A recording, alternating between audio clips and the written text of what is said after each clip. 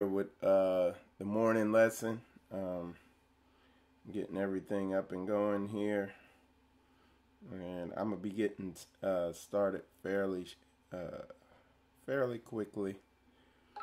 So just bear with me while I get everything set up, and what I'll do is put on some music while I get everything up and going here. Man. So, all right. So just enjoy the music, and I'll get everything up and running, and we'll get started with this morning's lesson, which is titled "My Testimony," because that's what I'm gonna be doing, is just giving my testimony, and just briefly discuss. Hopefully it'll be encouraging to you. So just enjoy the music while I get everything set up here. Fire, fire, fire. Yeah, yeah, yeah. Fire in my soul. So much fire. Fire, fire, fire. Yeah, yeah, yeah. Fire in my soul. Shut up in my bones. Fire, fire, fire. Fire in my soul. The promises to Zion, they put fire in my soul. What's this? Got y'all all turned up. Tell me what's going on. So everything's up and going. So many Israelites searching who they are, preparing to go home. We'll be getting started in a second. I thought this was home, but you speak of another place. We in the land of our enemies in captivity, but the gathering is taking place. Fire, fire, fire.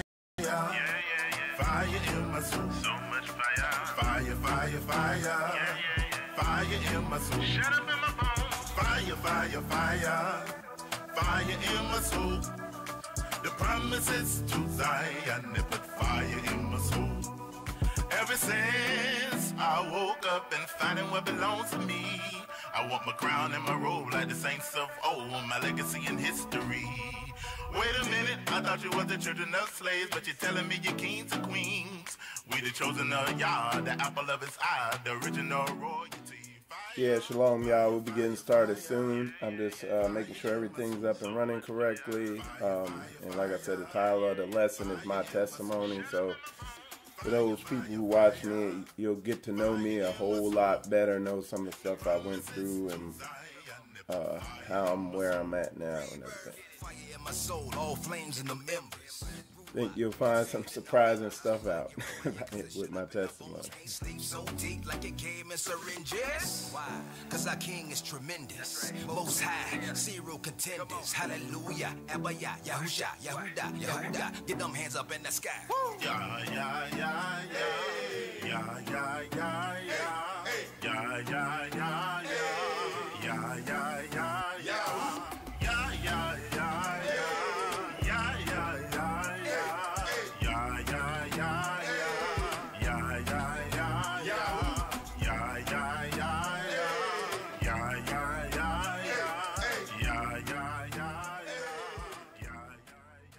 All right, shalom, y'all. Brother Michael Israel here, and you're watching Spiritual Combat, and the title of today's show is My Testimony. So basically what I'm going to do is I'm going to try to tell my testimony. I'm going to probably try to condense it. And I'm going to tell it kind of from two angles.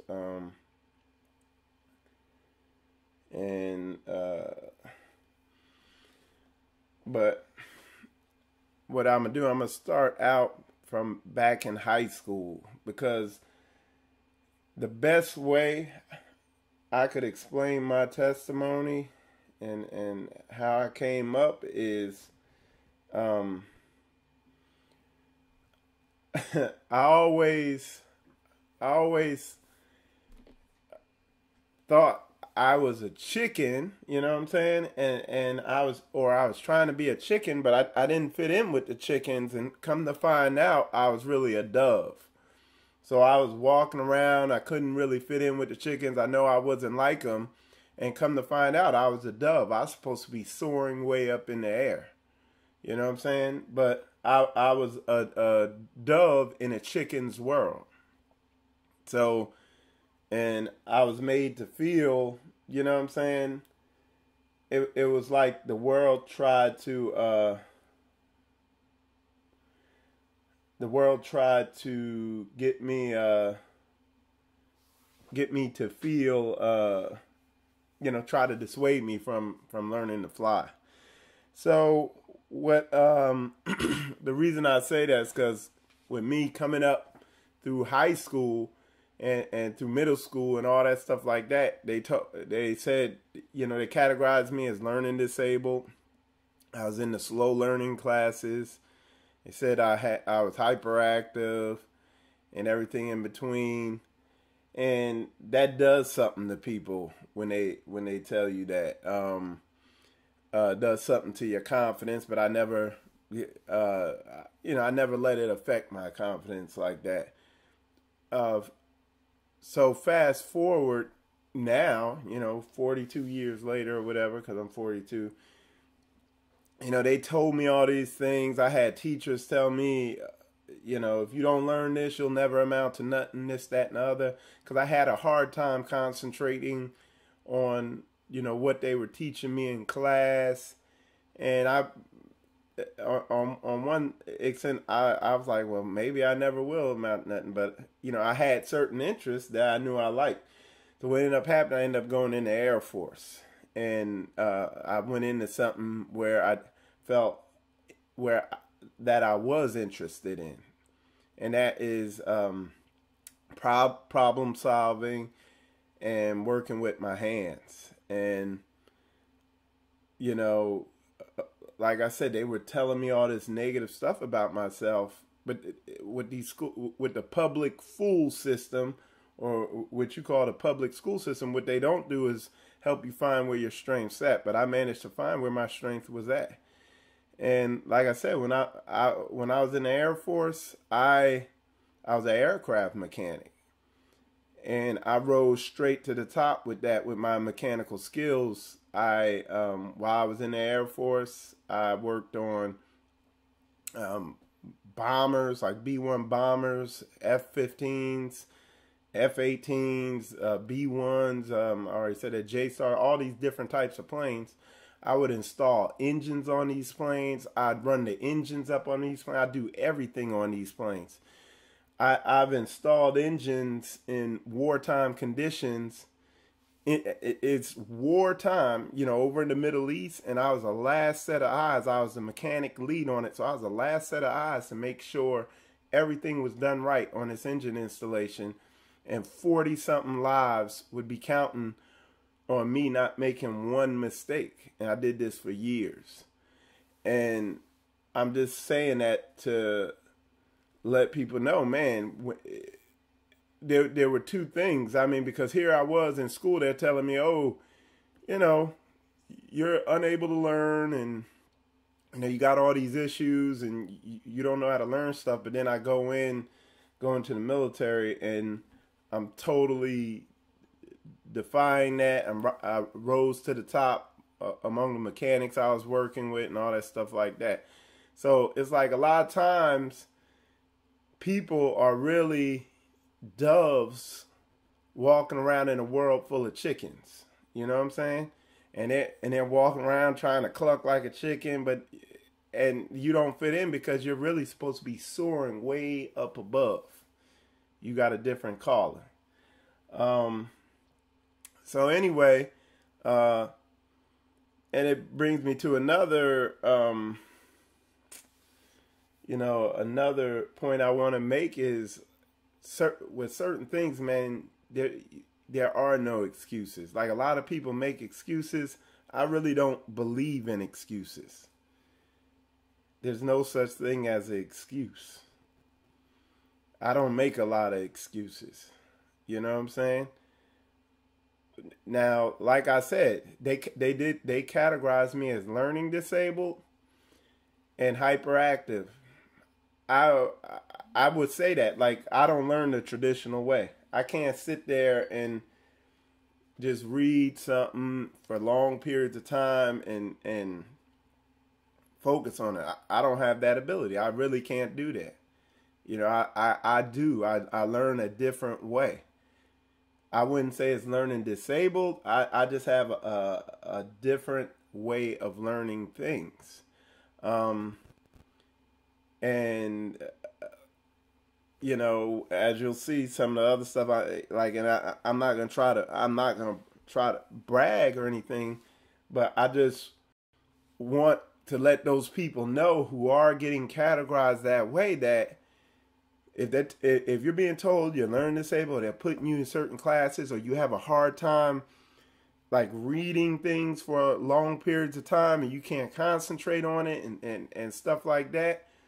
And then they tell you, oh, there's something wrong with you. So you just shut down from trying to do anything. But that's not the case. It's just you're not like everybody else. Your skills and ability are going to be somewhere else, and you just got to find that.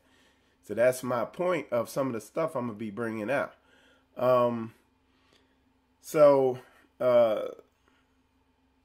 You know, fast forward. So went through the Air Force, but one of the issues that I did observe with myself was while I was like an insanely good, excellent mechanic, and still am to this day, and you know, you hear there's some of the people who I fellowship with here in Jacksonville in the Boom Church. They've kind of seen me do a couple little things, and you know, they you know, they say all types of crazy stuff. They can't believe that I'm fixing some of the things I fix. And I can. I'm real good at solving problems, fixing stuff. But one of the issues I did see was with myself, social issues, stuff like that. And that was where my true spiritual, because I was always searching. I always knew there was something to the Most High's word. You know, I got saved when I was, or committed my life to the Most High when I was like, I think like 10 or 11 years old. But I was just back and forth, in and out of the world, backsliding all the way up to I was like 27, 28, to where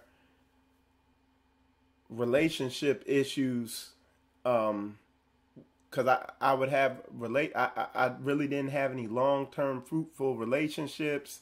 I couldn't meet the woman I wanted, all that stuff like that.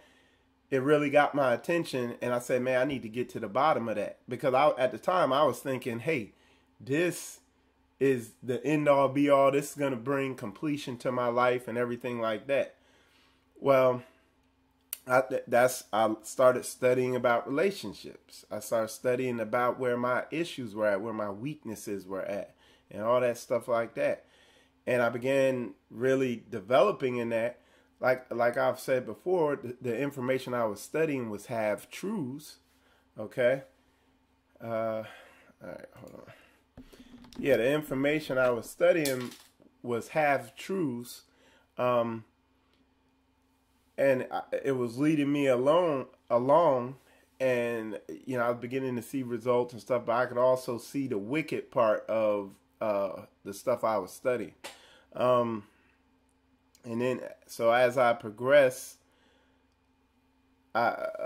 what my goal was, hey, to get a wife, have kids, this, that, and the other.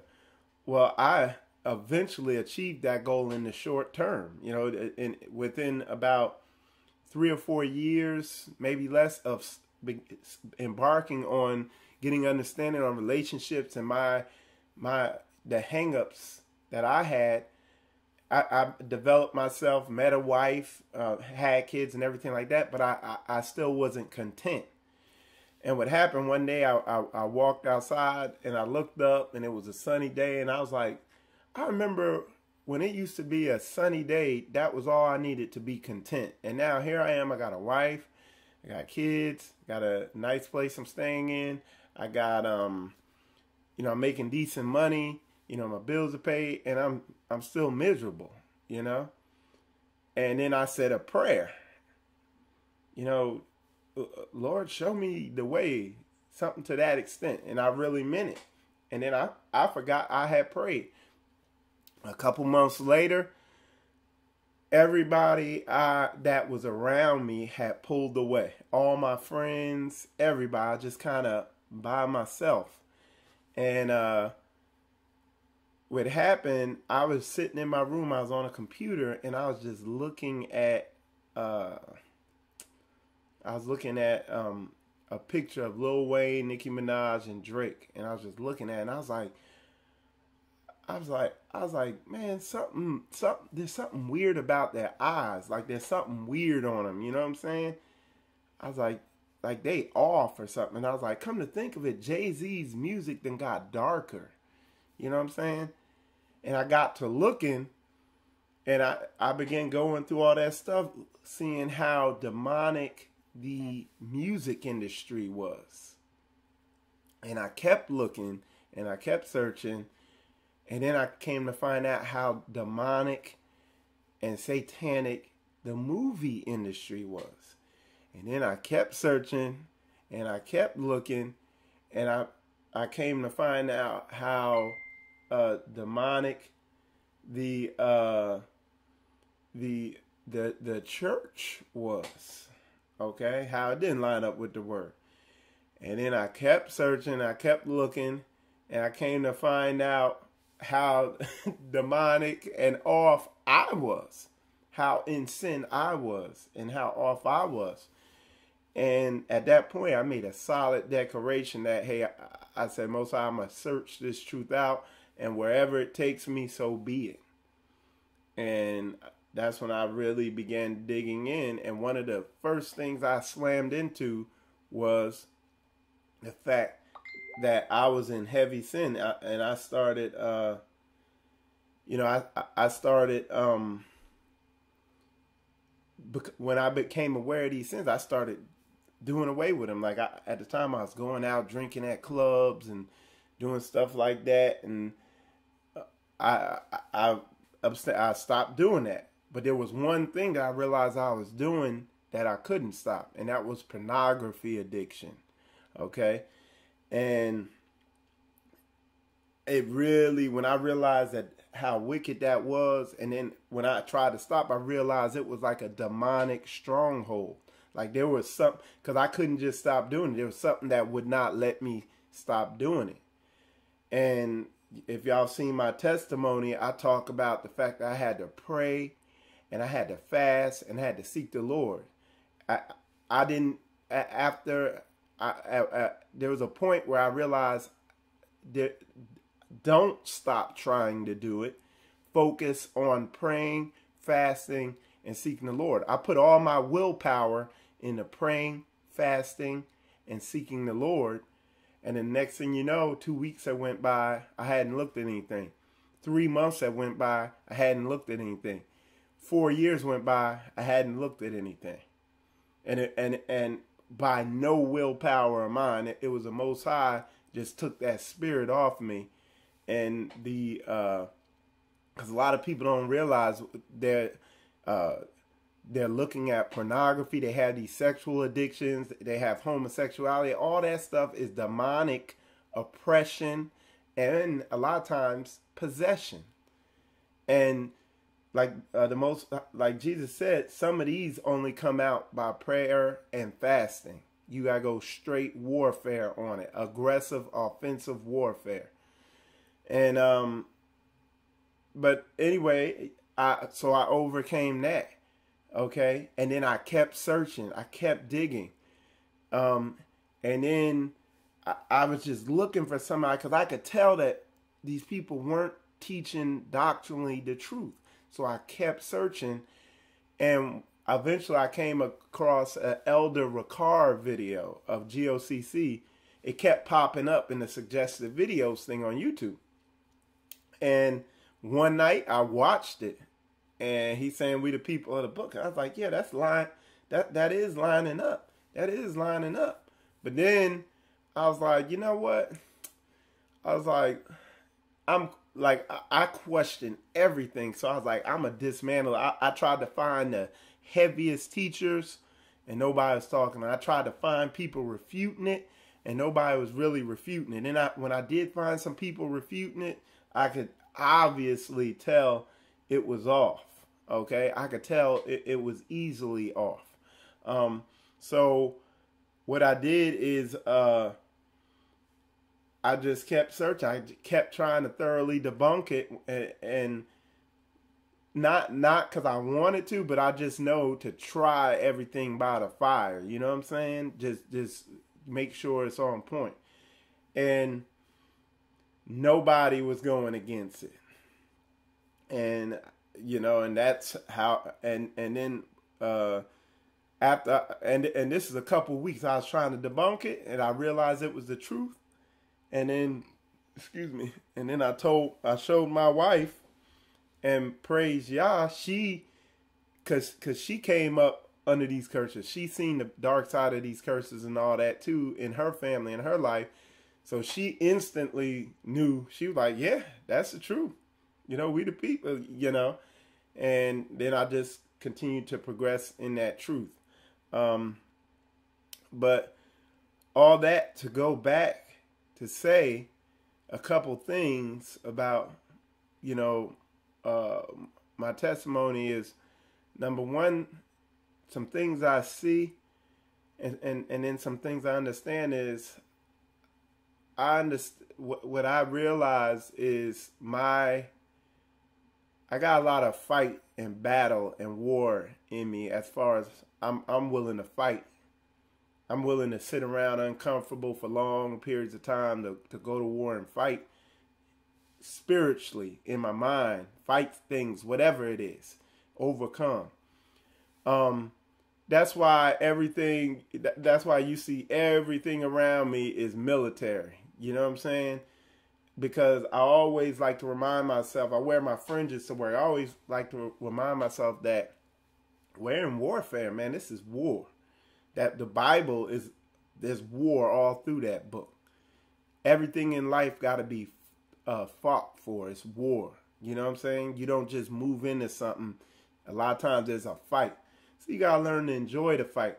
My man, Ron Choirboy Stallings, man, go on his page and check out that video where he's swimming in the pool and listen to the jewel he drops while he's swimming in the pool, why he's doing it. The dude is swimming in the pool and swimming the whole length of the pool, holding his breath. And he said he does that to where when he gets towards the end, he's running out of breath, and he's like, and he's doing that so that to get, like, when his body starts panicking, starts sending signals, you got to get air.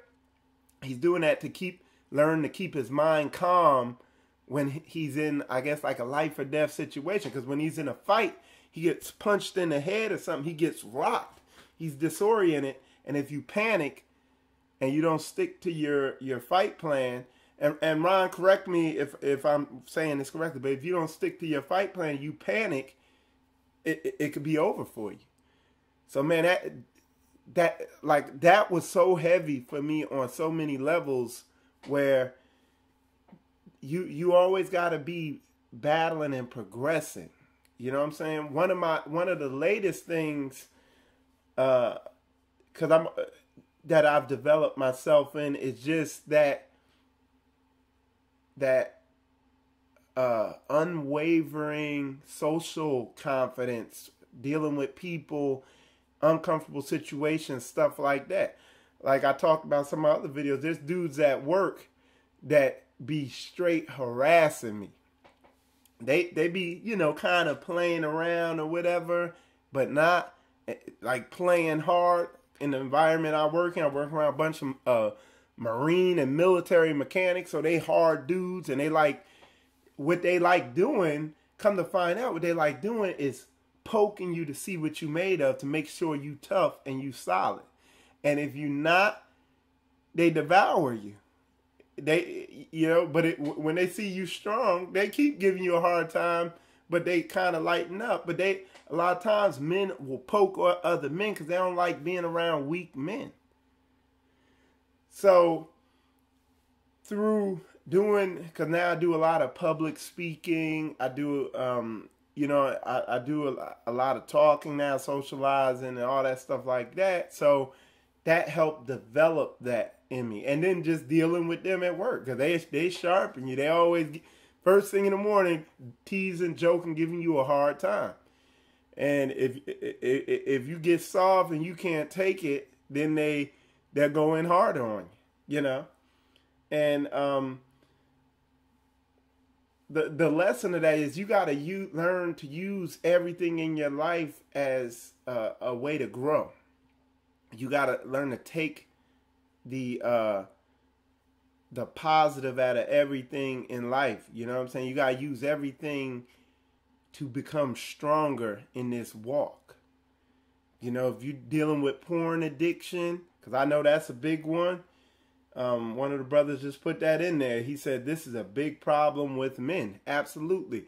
Let me tell you something about the porn addiction. The porn addiction is the number one thing that disempowers a man. It takes all the wind out of his sails. He can't really step up and look somebody in the eyes and be confident around women and stuff like that, because he knows in the back of his mind, he's a one-handed internet bandit. You know what I'm saying? He looking at that porn. It's like a humiliating thing. And I mean, like I said, one of the things I thought was, hey, marriage is going to solve it. No, marriage ain't going to solve it. Multiple wives ain't going to solve it. Straight spiritual warfare is going to solve it. And after you overcome it, and a lot of y'all going to have to use the Most High's power. It's not something y'all going to will yourself out of. But after you overcome it, then you're going to really get more confident as a biblically masculine man. But don't get it twisted, man. This is warfare.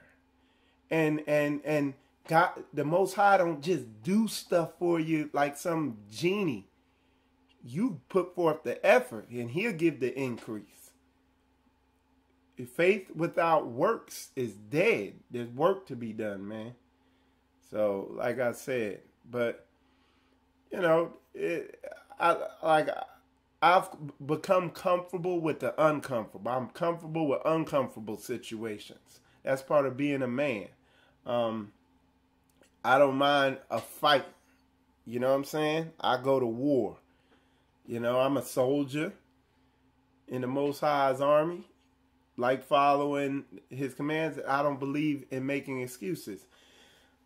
When a good example of that is like when I'd be installing these engines on airplanes, there ain't no excuse. Like, you literally, a little bitty piece of safety wire, it's like the size of half of a needle. A little piece of safety wire like that could wreck a whole engine. There is no error. There is no excuse. If I mess up one little minute detail, 40 people die. Okay? So when I hear people making an excuse, oh, I just couldn't make it, or oh, this, I'm like, whatever. You know what I'm saying? Sometimes I tell people, hey, yeah, I'll do that. I'll try to get over there and do that. But sometimes I'm like, hey, when somebody really needs something, I say, hey, I'll be there. I will be there, all right? And I'll be there 20 minutes early. I'll be like, there's no way I'll be late. Like when I started my job on base, there was no way I was going to be late there on my first day. You know the reason why? Because I left the house an hour and a half early for just in case my vehicle didn't start and I had to call a taxi. There was no way I was going to be there late. So sometimes when it's important and somebody needs you to do something, and when I give my word on something, look, I know you need me there and I'm going to be there. They know they could take that to the bank. The only way I wouldn't be there if I got killed. Okay? So, I mean, and that's a big thing where that diligence and consistency is one of the big things that I've worked on and developed, and I'm still working on and develop, is being diligent and consistency. And that's one of the biggest things that's lacking in our community, among our people. That's one of the building blocks of becoming a nation, is being diligent and consistent and and overcoming these sins, these things that are plaguing us, going to war with it. With like when I went to war with the pornography and all that, everything dropped off. I do real estate investment. I stopped doing that for years. I do everything I was doing. I just quit. I just stopped. I just go to work, do my little job, and come back home and be in the Word and studying and trying to get free of the stuff that was hanging me up. Okay? Because I really realized on a deep level that I was off. You know? So what I see a lot of people say, oh, I'm struggling with this, but they're not really putting forth the effort to overcome things. Like I go over, above, and extreme to overcome something. But anyway, that's my testimony in a nutshell. Like I said, if y'all got any questions, put it in the comments or message me. Because I need to get to work on time today. You know what I'm saying? But yeah, I hope this my testimony blessed you. Like I said, it's all about that warfare over here, going to war with anything that comes up. And let me check on Facebook, see if anybody or not Facebook, on YouTube, see if anybody had any questions. I don't think they did. Nope, none on there. But anyway, with that said, I'm going to wrap this lesson up. Appreciate y'all watching. Y'all have a good day. And with that said, shalom, y'all.